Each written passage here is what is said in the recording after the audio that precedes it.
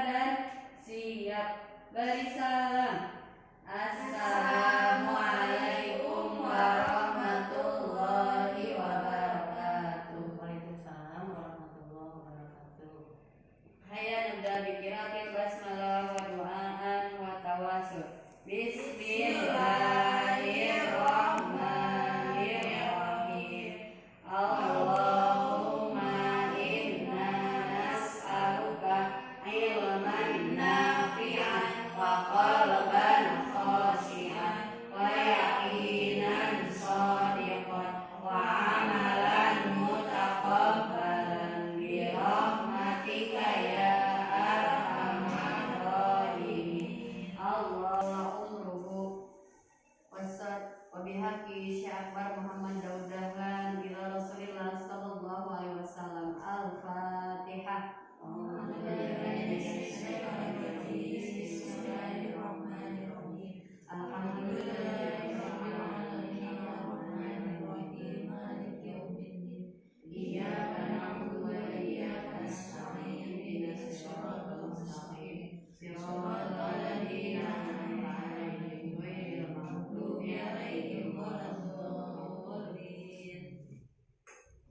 Baik, di absen dulu ya. Yang tidak hadir hari ini siapa? Astri, sakit. Kenapa? Sakit. Siapa lagi? Ini kenapa ya? Izin. Oh, izin. Izin kenapa katanya? Keperluan keluarga. Ya, baik. Kita mulai belajar ya. Sudah siap semua? Sudah. Ya, bukunya disiapkan ayo. Bukunya disiapin.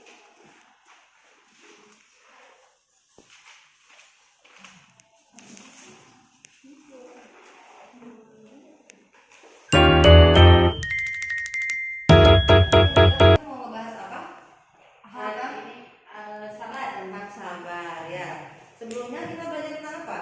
Ikhtiar. Sabar dengan ikhtiar itu ada hubungannya tidak? Ada. Coba apa? Sabar itu menahan. Hubungannya dengan ikhtiar. Kalau ikhtiar itu berusaha, Ya. jadi kita itu harus berusaha menahan. Ya bisa. Siapa lagi yang mau bisa melengkapi? Eva, bisa Eva melengkapi jawaban dari Neneng? Artinya Bu, dengan kita harus tetap sabar meskipun masalah ikhtiar dan usaha itu harus tetap dimaksimalkan. Oh iya, bagus. Ada yang mau bisa melengkapi tidak? Cukup ya. Jadi ya, ikhtiar dengan sabar. Sebelumnya kita mempelajari tentang ikhtiar ya. Sekarang kita belajar tentang sabar. Itu ada keterkaitannya. Ketika kita melakukan ikhtiar, dibutuhkan kesabaran. Ya, ikhtiar itu sesuatu yang berat kan. Kita menginginkan sesuatu dibutuhkan apa? Usaha. Ya, usaha ketika kita berusaha dibutuhkan apa? Kesabaran ketika menjalani usaha itu ya. Nah, sekarang kita belajar tentang sabar. Tujuan kita belajar tentang sabar. Siapa yang bisa jawab? Apa coba sebelum sama ibu jelasin? Kenapa kita belajar tentang sabar? Untuk memaksimalkan ikhtiar bisa, Ya. Untuk menahan hawa nafsu dari hal-hal yang kita tidak inginkan bisa, Ya. Dan juga sabar, banyaklah aspek-aspek lain yang pastinya harus sabar. Kayak kita malas sekolah, Betul. harus sabar. Harus sabar. Gimana nih caranya kita biar tidak malas? Berarti sabarnya harus ditingkatkan. Mungkin begitu. Ya.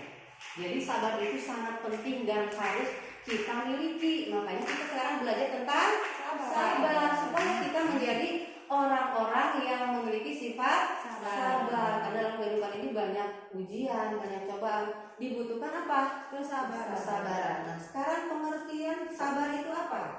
Menahan apa? Coba. Menahan hawa nafsu. Hawa nafsu. Bacakan contoh perilaku sabar di dalam buku. Ada? Contoh perilaku sabar? Ya, baca. Menerima dengan tanpa marah atau Apa Bu? Apa lagi? Aku Bu. Ya. Maaf. Itu apa itu? Itu mah termasuk ke dalam Ciri-ciri ya. Coba Ruby apa? Lapang dada. Ya, menerima segala kegagalan dengan lapang dada tanpa menyalahkan orang lain. Coba dari sabar, siapa yang tahu? Ya, Leli. Allah ma'a sabirin. Ya, artinya Sesungguhnya Allah bersama orang-orang yang sabar. ya. Coba tadi Nenek ngacung juga apa? Sudah terjawab. Oh, sudah terjawab. Ada dari yang lain apa? Ada lagi? As-sabru yu'inu ala kulli amalin. Nah, itu Mama Kudot ya. Artinya Sabar itu menolong segala pekerjaan. Jadi sabar itu sesuatu yang penting yang harus kita miliki. Menurut Imam Al-Ghazali, sabar terbagi menjadi 3. Coba apa aja siapa yang tahu? sabar ala ta'at, Ya. sabar ala maksiat, sabar ala musibah. Nah, jadi ada 3 ya. 1, sabar dalam ketaatan. Di sana ya. 1, sabar dalam Ketaatan. ketaatan. Yang kedua, Sabar dalam menjauhi larangan Allah. berarti maksiat. sabar dalam kemaksiatan ya. Bukan dalam kemaksiatan. Dalam menjauhi Menjauhi maksiat. maksiat. Dalam menjauhi maksiat.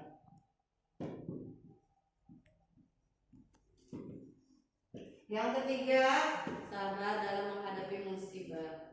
sabar dalam Menghadapi musibah. menghadapi musibah. Nah, sekarang kita bahas yang pertama. Sabar dalam ketaatan, maksudnya Ketika kita menjalankan ibadah, sabar mau tahajud, Betul. ngantuk nggak kuat dipaksain, harus sabar, harus bisa biar kuat caranya biar gak ngantuk. Ya. Gimana supaya kuat? Lagi puasa, gimana supaya kuat sampai sore? Harus sabar. Ya. Sekarang sabar dalam menjauhi maksiat. Tunggu. Ya, coba Leli apa? Contohnya, maksiat itu kan banyak. Ya. Ada maksud batin, maksiat hati dan lain sebagainya. Nah, banyak omong. Kita Ya. itu susah untuk menahan dari banyak omong. Banyak Ya. makan, apalagi Ya. pengen seblak, Ya. pengen bakso, Ya. pengen apa lagi ya? Makanan yang enak-enak itu kan ada dalam otak kita, Ya. sehingga kita tuh banyak makan. Itu juga kan ke dalam kemaksiatan. Ya. Bisa nggak kita menahannya? Sabar nggak menahannya? Pengen seblak, tahan dulu. Sabar itu sebenarnya bukan maksiat, cuma kalau memang berlebihan atau terlalu banyak jadi maksiat. Iya, karena bisa jadi madorot ya. Bisa, berarti coba ini yang ketiga, sabar dalam menghadapi musibah. Oh iya, Nenek, silakan. Sabar ketika barang kita yang dicintai hilang. Oh iya, apa lagi? Pernah saya alami di kelas. Oh iya, apa tuh? Misalnya punya apa? Pulpen yang enak. Hilang. Karena ada yang mau. Karena harus sabar dalam menghadapi musibah. Ya, kan hilang teh musibah itu Iya. tidak yang kita harapkan ya musibah. Jadi saya supaya tidak rugi 2 kali, tidak aja diikhlaskan. Iya, kalau kita marah-marah rugi 2 kali ya.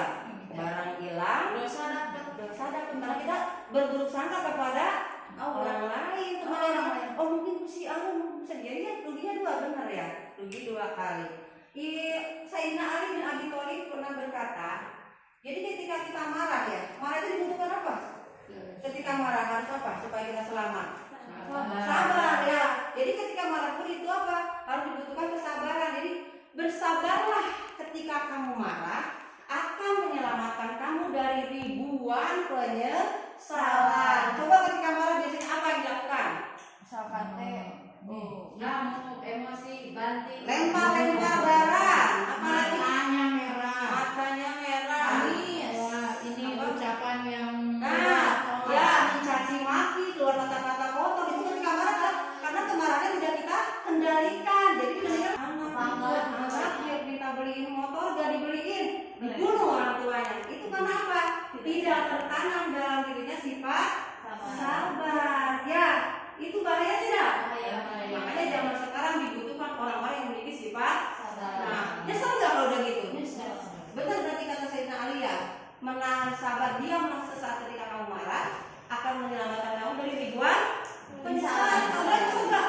Istri meninggal, anak gak ada ibunya, nyesel nggak? Dia masuk penjara. Kalau barang dibanting, apalagi HP dibanting gimana? Rusak, nggak punya lagi, nyesel nggak udahnya? Banting piring, gelas, nyesel nggak? Harus beresin, iya kan? Nah, jadi ketika marah diam atau apa? Dia itu apa berarti kita menahan amarah, akan selamatlah. Nyesel nggak kalau tadi aku nggak jadi banting penjara, nggak jadi ngebunuh? Berarti kita selamat ya dari segala penyesalan. Sampai di sini ada yang mau ditanyakan? Atau sudah cukup? Sudah kamu?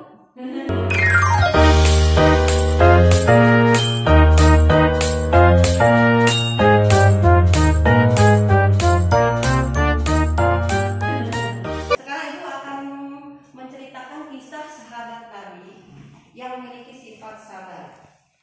Tapi kalau Ibu bercerita jangan ada yang tidur ya. Siap. Kalau tidur ceritanya nggak dilanjutin. Siap. Don't sleep in the class. Apa? Jangan tidur di kelas. Tanam fil pasli apa? Tidak Jangan boleh tidur dalam kelas. Ya itu ya. Sekarang kita mau bercerita kisah sahabat Nabi yang bernama Zahid. Pernah dengar? Pernah dengar Zahid? Siapa itu Zahid? Jadi Zahid itu adalah seorang sahabat yang hidupnya sebatang kara, tidak punya orang. Yang dimerdekakan kan Bu? Oh bukan. Tidak punya orang tua, tidak punya teman. Dia itu tidak ada keturunan, tidak diketahui keturunannya. Sampai kalau di Arab itu kalau orang tidak diketahui keturunannya, asal usulnya itu dianggap apa? Hina. Ya, udah. Tidak punya tempat tinggal, baju hanya yang melekat di badan. Jadi apa? Ciri-cirinya itu seperti seorang si buruk rupa lah. Jadi berperawakan pendek, kulit hitam kasar, matanya menyeramkan ya. Terus kakinya pecah-pecah karena tidak punya alas kaki. Tidur beratap langit beralas pasir. Coba bayangkan. Dibutuhkan apa? Kesabaran dan ikhlas dengan takdir Allah. Nah, sampai orang-orang itu tidak ada yang mau berteman. Sakitnya itulah rupanya gitu. Cuma dia tidak mengeluh dengan hidupnya dengan takdirnya. Suatu hari Rasulullah bertemulah dengan siapa tadi namanya? Zahid. Kata Rasulullah, wahai anak muda, kenapa kamu tidak menikah? Coba bayangkan. Apa jawaban Zahid? Siapa yang mau? Nah, siapa yang mau? Rasulullah. Tapi dia nggak menjawab dengan bersedih ya, dengan datar gitu karena emang tahu diri. Siapa yang mau? Hai Rasulullah, dengan keadaan saya seperti ini. Ya udah, Rasulullah pergi. Terus pertemuan berikutnya Rasulullah bertanya dengan pertanyaan yang sama. Wahai anak muda, kenapa kamu tidak menikah? Jawabannya siapa yang mau? Masih sama ya. Dia nggak percaya diri. Coba mana ada yang mau kayak saya? Rumah nggak punya, fisik pun ya si buruk rupa ya. Nah, hari ketiga berikutnya Rasulullah masih bertanya dengan pertanyaan yang sama. Ketika itu Rasulullah mengunjungi juru tulisnya, disuruh membuat surat kepada sahabat Nabi, seorang saudagar kaya dan itu yang namanya Sa'ad kan nggak salah ya, mudah-mudahan nggak salah. Nah, disuruhlah siapa tadi? Zahid itu terkenal dengan julukan Julaibib. Jadi orang-orang menyebutnya Julaibib itu julukannya karena si buruk rupa. Nah, wahai Zahid, ini bawa surat dari saya sampaikan kepada sahabat Sa'ad. Dikasih tahu alamatnya, datanglah berangkat siapa? Zahid ke rumah Sa'ad. Nah, ketika sampai di rumah Sa'ad, mengucap salam. Nah, keluarlah yang punya rumah siapa? Sa'ad. Tapi Zahid tidak dipersilahkan masuk karena di dalam sedang ada tamu. Apa kata Sa'ad? Ya saudaraku, saya menyampaikan surat dari Rasulullah. Kedatangan saya ini. Oh, kata siapa? Kata Zahid, itu merupakan kebahagiaan dan kehormatan karena Sa'ad. Nah, dibukalah di luar ya. Si Zahid menunggu pas dibaca suratnya. memperhatikan si Zahid dari ujung kepala sampai ujung rambut, dilihatin sama-sama pelong kata orang Sunda ya. Zahid juga bingung, kenapa ngeliatin aku? Tiba-tiba keluarlah putrinya, siapa namanya? Zulfa. Nah, jadi jangan dulu. Zulfa, wahai ayah, kenapa kamu dibiarkan di luar? Ya, wahai putriku, tahu tidak kalau dia kedatangan dia ke sini untuk apa? Untuk apa ayah? Kata ayahnya, dia datang untuk melamar kamu. Kaget gak? Hah? Ayah? Yang bener ayah tahu kan? Kata si Zulfa, yang mau sama aku tuh banyak, orang kaya, keluarga terpandang. Terus aku mau bilang sama dia, ayah? Tidak ayah, aku tidak mau. Kata ayahnya gimana? Wahai Zahid, kamu sudah mendengar langsung jawaban dari putriku bahwa lamaran kamu ditolak. Dan sebenarnya itu berat karena itu yang melamar siapa? Rasulullah. Sebelum diserahkan ke putri. Akhirnya apa? Sampaikan kepada Rasulullah bahwa lamaran kamu ditolak. Apa kata Zulfa? Sebentar ayah, kenapa ibu bawa nama Rasulullah? Iya, karena surat itu dikirim ditulis oleh Rasulullah untuk melamar kamu. Kenapa ayah tidak bilang dari tadi? Kata si Zulfa. Emang kenapa? Ayah tahu kan, barang siapa yang menolak perintah Rasulullah, dia sama dia menolak perintah Allah. Kalau memang itu ditulis oleh Rasulullah dan Rasulullah melamar aku untuknya, aku menerima lamarannya. Kata ayahnya apa? Wahai Zahid, sekarang lamaran kamu diterima. Sampaikan kepada Rasulullah bahwa lamaran kamu diterima. Pulanglah Zahid dengan senang, senyum-senyum di jalan ya. Udah nggak sabar pengen ketemu Rasulullah ya, menceritakan lah itu ya. Nah, Rasulullah sudah tahu jawabannya dari mukanya, cuma penasaran pengen nanya, bagaimana Zahid? Apakah diterima lamaran kamu? Apa jawabnya? Alhamdulillah. Nah, jadi itu misalnya sama Rasulullah, bagaimana kamu punya bekalnya enggak? Garuk-garuk kepala. Tidak ya Rasulullah. Nah, kata Rasulullah, datanglah kepada para sahabat-sahabatku yang mereka itu orang-orang kaya. Coba siapa aja yang kaya? Sahabat Nabi. Umar, Utsman, Ya, Abu Bakar As-Siddiq yang pewangnya ya besar-besaran Abdurrahman bin Auf. Nah, didatangilah membawa surat dari Rasulullah juga. Karena kalau itu nggak percaya ya, dibawalah. Nah, setelah terkumpul uang, berangkatlah Zaid kemana? Kemana? Ke calon mertuanya. Ke pasar dulu. Ke pasar membeli keperluan untuk pelamaran, beli mas kawin, bawa-bawaan maksudnya segala macam. Nah, seneng tuh dia, udah beli segala, kebeli semuanya, uangnya banyak ya dari sumbangan-sumbangan para sahabat. Berarti para sahabat tahu tentang pernikahan Zahid karena kan keliling ya. Nah, ketika kalau di pasar di pojok itu ada sekelompok orang sedang berkumpul ramai-ramai, disamperinlah sama Zahid itu. Sedang apa? Ternyata mereka sedang mempersiapkan apa? Berangkat perang. Kata Zahid, ada apa? Udah kamu kan mau nikah, kamu jangan ikut kita, nanti aku terjadi sesuatu, kamu pergi saja sana. Ya, pergilah Zahid, tapi dia tidak pergi kemana? Pergi perang. Dia kemana akhirnya? Zahid kembali ke pasar. Apa yang dia lakukan? Dia menjual kembali semua yang dibeli ditukar dengan seekor kuda dan sebilah pedang. Dia menyusul pasukan Rasulullah ke medan perang tanpa menghiraukan orang lain. Dia maju ke barisan terdepan, menebas musuh, dapat banyak ya. Ketika perang selesai, dikumpulkan para korban-korban, diperhatikan oleh Rasulullah ya. Nah, udah semua gitu loh. Itu ya Rasulullah sudah, kata Rasulullah. Apakah kalian tidak kehilangan seseorang? Ya. Tidak ya Rasulullah. Nah, dilihat lagi sampai seberang keliling bolak-balik, benar gak ada?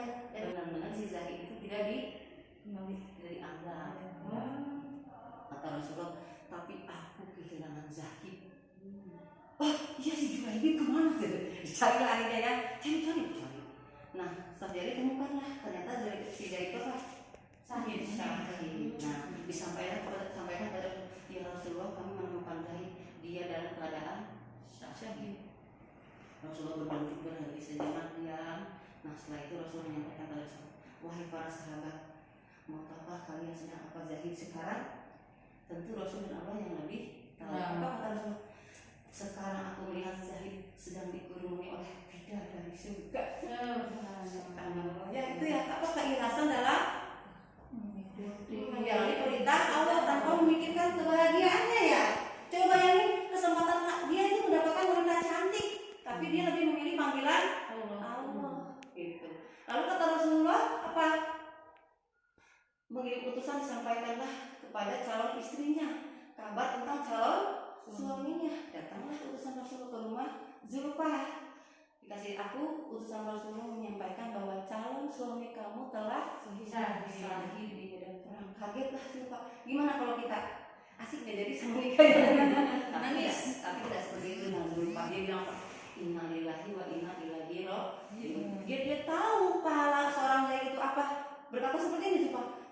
Betapa bahagianya calon suamiku. Sekarang dia sedang bersama para bidadari di surga, itu kata Zulfah. Lalu Zulfah berkata seperti ini, ya Allah, dia berdoa, Engkau tidak takdirkan aku menjadi istrinya di dunia, tapi izinkanlah aku menjadi pendampingnya di surga nanti.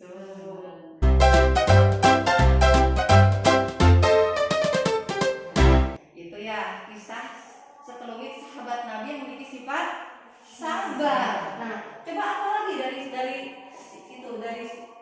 kisah ini selain sabar, apa yang dimiliki oleh Zahid? Teguh pendirian, apalagi ikhlas. Nah kalau Zulfah juga wanita solehat ya. Coba apa yang bisa diambil dari sikap Zulfah? Qanaah, ya menerima, ya. Apalagi kalau kita ke Gunung itu apa? Sami'na wa ata'na, itu ya yang diperlukan. Selamat gak dia? Selamat. Tidak menikah dengan yang jelek, nanti di surga dapat ya tampan dengan orang yang sama. Seperti itu ya. Nah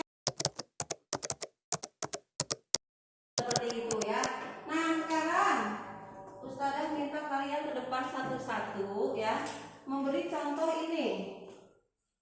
Nah ini, sabar dalam ketaatan sebagai santri. Coba, santri itu kan banyak ya. Tugas-tugasnya satu orang ke depan menulis sabar dalam ketaatan dulu. Ya, dari siapa ini? Paling depan. Kedua ya, ya kedua. Dalam ketaatan sebagai santri. Ya, sebagai santri, ayo.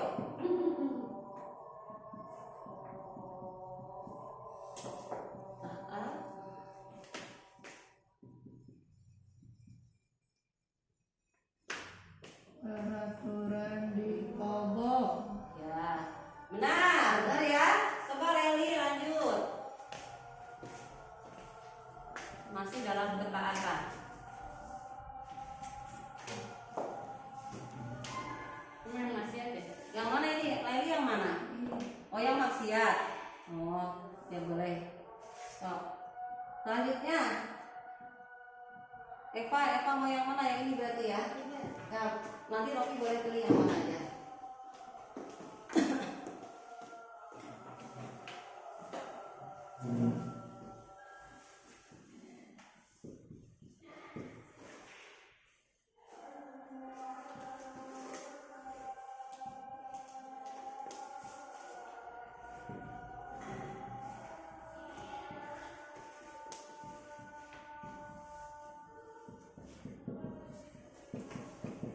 Oh iya. Asrama ya? Ya, sok mau yang mana aja boleh, tiga-tiganya boleh. Yang mana?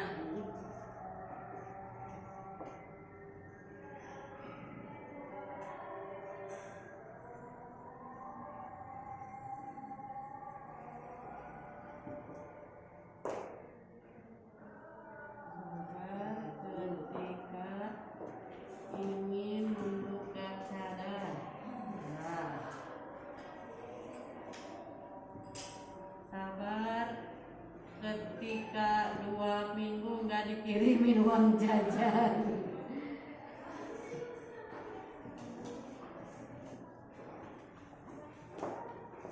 Udah semuanya. ya. Saat maksiat. Nah, sekarang kita bahas yang ke satu. Tadi jawaban dari siapa ini? Dari neneknya. Taat terhadap peraturan di Kobong.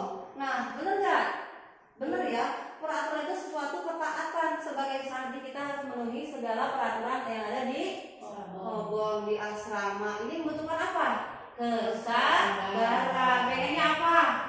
Kabur lah, berontak ya, nggak mau ke masjid, pengen tidur habis subuh karena peraturan kita harus KBR pagi, maka harus bangun. Peraturannya seperti itu harus ditaati ya. Yang kedua, sabar dalam menjauhi maksiat. Ini jauh dari kami siapa Leli ya? Tidak banyak bicara, asuntuk. Nah, kenapa tidak banyak bicara itu termasuk maksiat? Karena kebanyakannya ngomong bisa gibah. menimbulkan namimah, Iya. Iya. Berarti ini benar ya? Benar. Terus sabar dalam musibah, yang dari Eva ya. Sabar saat orang tua meninggal ketika kita sedang di pesantren. Nah, sabar jangan ngamuk-ngamuk ya. Berontak gara-gara dari pesantren jadi gak ketemu apa orang tua terakhir kali. Padahal itu semua sudah takdir Allah. Nah, sekarang jawaban dari Novi tentang apa ketaatan sabar ketika belajar tahajud. Ya, ini juga dibutuhkan apa? Sabar ketika malam orang tidur kita harus bangun ke air dulu dingin ya, terus ke masjid. Nah, ini juga betul. Yang kedua, sabar ketika ini membuka cadar. Itu dorongan maksiat ya. Pengen mah dibuka gitu ya, harenang. Tapi kita apa? Sedang belajar apa ini? Sabar. Nah, ini. Terus yang ketiga, sabar ketika 2 minggu tidak dikirim jajan. Berarti kalau nggak dikirim jajan musibah gitu. Iya, kalau santri mah musibah. Santri musibah ya. Jadi penanganan. Ya.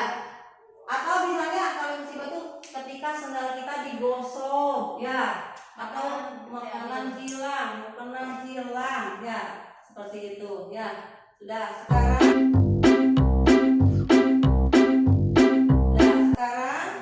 Ibu akan berikan tugas ya, dikerjakan ini.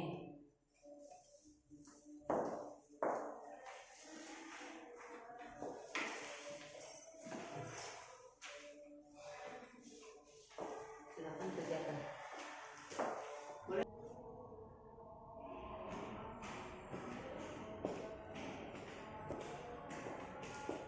Udah dari dulu. Udah Bu. Lihat ya.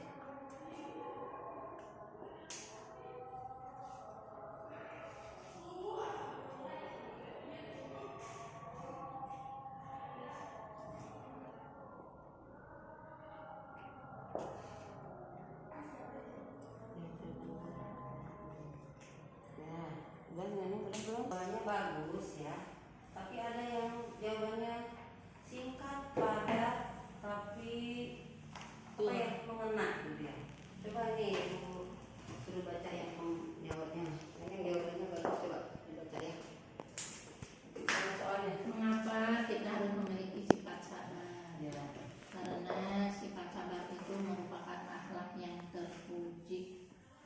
Walaupun sabar itu pahitnya melebihi empedu, tapi akhirnya melebihi madu. Nah, benar ya. Seperti tadi kisah siapa tadi? Kisah Syahid. Lanjut. Terus tuliskan hikmah dari sifat sabar. Ya.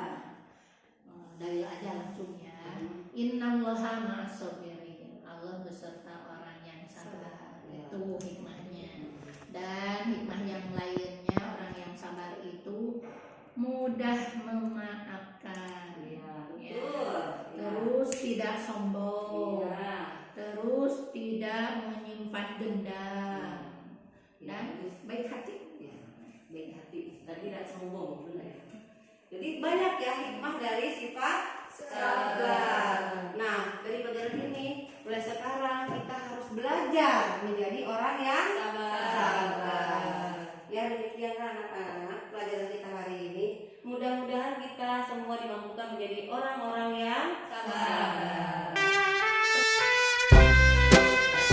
Pertemuan berikutnya kita akan bahas tentang syukur. Masih ada kaitannya dengan sabar? Ada. Setelah bersabar kita